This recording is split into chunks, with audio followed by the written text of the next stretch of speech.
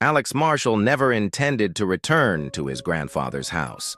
The attic had been off-limits when he was a child, his mother's sharp warnings always laced with something that felt less like fear and more like reverence.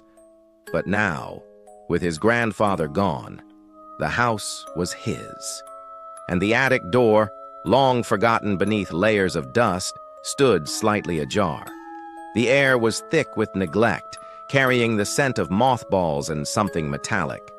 The wooden floor groaned under his steps as he ventured deeper into the attic's gloom. Boxes slumped under their own weight, forgotten relics of a life preserved in dust. But it was the wooden chest beneath the farthest window that caught his eye. He crouched, brushing off cobwebs, and pried the lid open.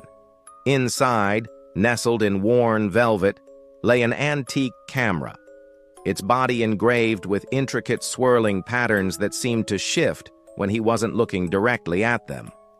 The lens, unnaturally pristine despite the years, reflected the dim light like a black hole. No brand, no markings. Just a single roll of undeveloped film tucked beside it. The weight of the camera was wrong, too heavy, too cold. He should have left it there. Back in his apartment, the bathroom had been hastily transformed into a dark room. The air reeked of developer fluid and nostalgia. Alex worked methodically, unspooling the ancient film, his fingers trembling as the images slowly emerged in the dim red glow. The first frame showed an empty hallway, the wallpaper peeling in forgotten curls. The second, a dusty parlor with an old piano. But the third, his breath hitched. The attic, his grandfather's attic. The angle was impossibly familiar, as though someone had stood exactly where he had hours before. The chest was there, the same light slanting through the grime-streaked window. But something was different. The lid was open, and a figure stood beside it. Alex stumbled back, knocking over a tray of chemicals. The acrid scent stung his nose, but he barely noticed. His hands shook as he fumbled for the next photograph. The figure was closer now, blurred at the edges, as though the film had captured something it wasn't meant to. A tall shape, featureless but looming, its presence thick with intent. The final frame sent ice through his veins. His own bedroom, his own bed, the camera's perspective impossibly perched at the foot of it, and the figure standing right beside him. A whisper slid through the room, though the windows were shut.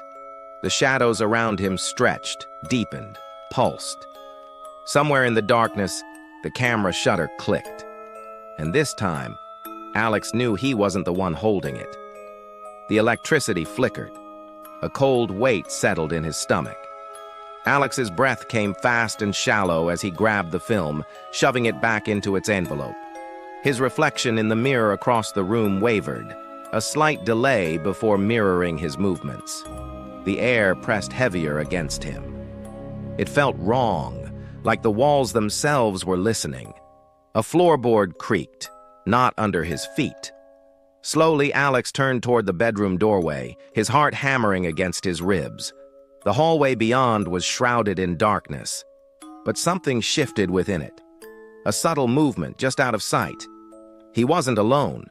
The camera still sat on the counter, its lens gleaming in the dim light.